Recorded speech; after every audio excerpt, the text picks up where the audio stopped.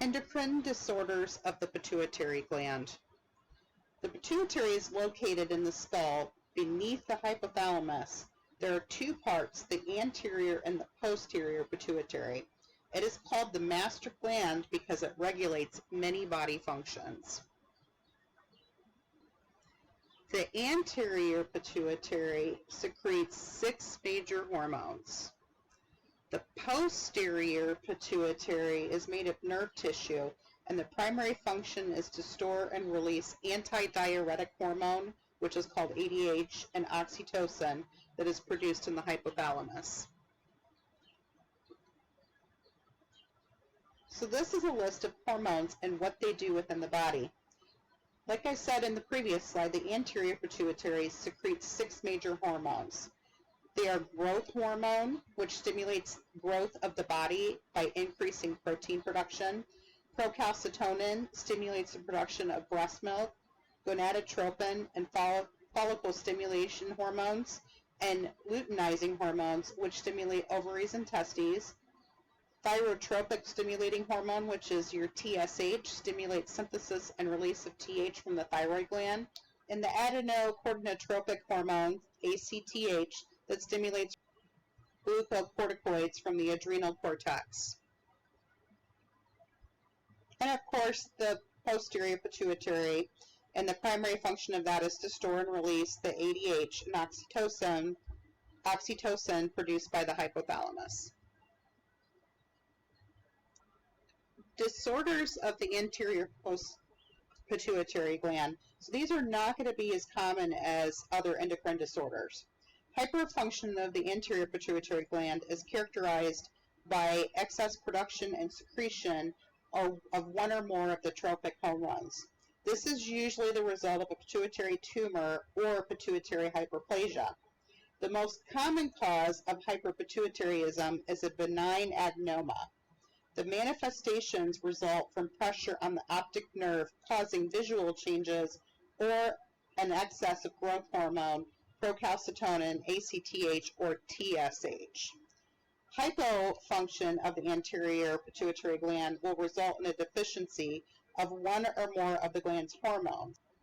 Causes of this can be from pituitary tumors, surgical removal of the pituitary gland, radiation, pituitary infarction, infection, or trauma.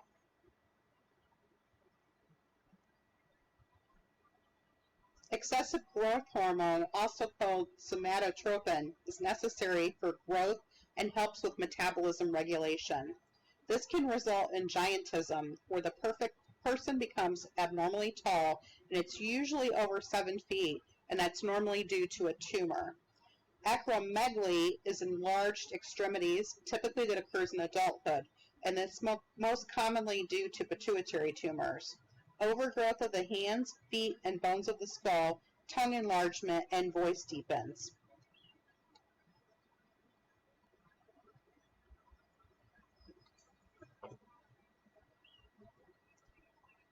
Treatment for excessive growth hormone is going to be surgery to remove or irradiate the portion of the pituitary tumor. Octreotide can be given by IV injection to suppress the anterior pituitary gland and decrease growth hormone levels. Octreotide does cause quite a bit of GI side effects for the first couple weeks of treatment. Disorders of the posterior pituitary gland can be related to excessive or deficient ADH. Vasopressin is secreted in response to low circulating fluid volume. This is going to stimulate reabsorption of water from urine in the kidneys.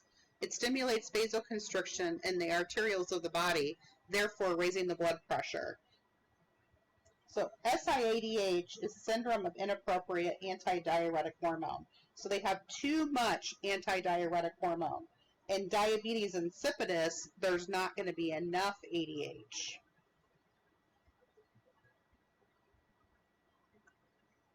So a syndrome of inappropriate ADH, or SIADH, this is characterized by high levels of ADH, and that's going to be an absence of serum hypoosmolality. So the causes of this most likely is going to be due to a tumor. And you can see here there are going to be several different types of tumors that can cause this. So that could be a carcinoma of the lung, of the prostate, the thymus, the pancreas, or a lymphoma.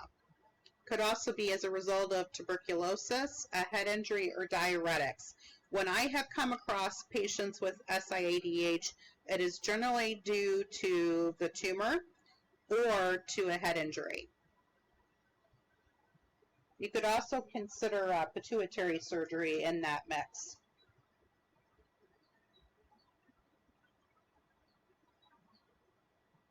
So some of the signs of symptom are going to occur as a result of water retention.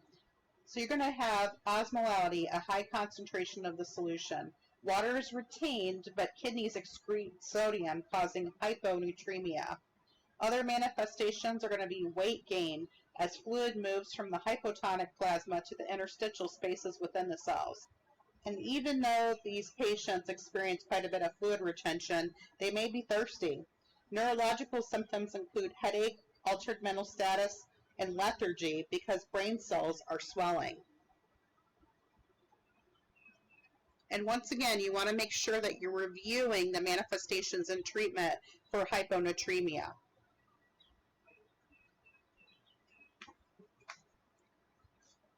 So the treatment is focused on treating low sodium and intracellular swelling. So you're going to be giving a hypertonic solution. 0.3 saline may be required if the sodium level is critically low. IV replacement of sodium must be monitored carefully to prevent rapid infusion. So rapid infusion can cause permanent neurologic dysfunction. The recommendation is going to be 10 to 20 milliequivalents per day. And then they're going to give Lasix to decrease any fluid volume. Declomycin may also be given, and that is an antibiotic that suppresses ADH activity, and it results in increased urine production. They may also give a vasopressin antagonist to decrease ADH levels. Diabetes insipidus is a result of ADH insufficiency. This is a disorder of metabolism that causes excessive thirst and production of large amounts of urine. Neurogenic diabetes insipidus can be caused by either a disruption of the hypothalamus and pituitary gland, or it can be idiopathic in nature. Nephrogenic diabetes insipidus is caused by the renal tubules that are not sensitive to ADH. They do not retain water or sodium. This may result from brain tumors or infections, pituitary surgery, CVAs, and renal and organ failure.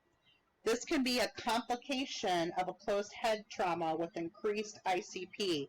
So TBI, that means traumatic brain injury. If it is related to that, symptoms will appear within 3 to 6 days after the initial injury.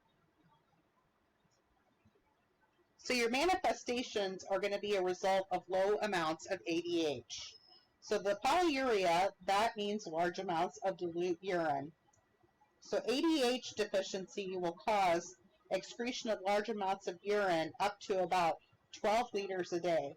Extreme thirst, and they also drink large amounts of water, so that's your polydipsia. If your patient is unable to replace water loss, they become dehydrated and hypernatremic. Urine is very dilute and has a very high serum osmolality. So treatment is going to be correct the underlying cause. They're going to administer IV hypotonic solution.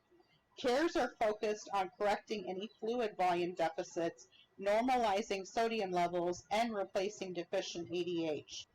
I&O is going to be carefully calculated, and fluid is often replaced based off the calculation from prior shifts. Rapid but careful fluid resuscitation is essential to treat hypovolemia and hypernatremia. Hypotonic fluids of sodium are used if the sodium level is high. Elevated sodium can cause neurological deficits and seizures. Some examples of solutions that can be used are half normal saline, D5.5 normal, or quarter normal saline. These fluids help to bring water back into circulation and into the cells. ADH hormone replacement is going to help body to retain fluid. Desmopressin can be administered nasally or parenterally. Vasopressin can be administered and titrated as an IV solution. Diabetes insipidus can be a chronic lifelong illness requiring lifelong treatment. This is just a nice little chart that shows a comparison between the two. So we can see here that we have some opposites. So SIADH is excessive amounts of ADH. Diabetes insipidus, it's deficient. Over here we have fluid volume excess, while diabetes insipidus has a deficit. We're going to restrict fluid intake with those with SIADH while we encourage it with diabetes insipidus. And then some examples of the medications down here. So we have the declomycin, and that's an oral agent to help correct the situation, and then we have desmopressin, which is a nasal spray.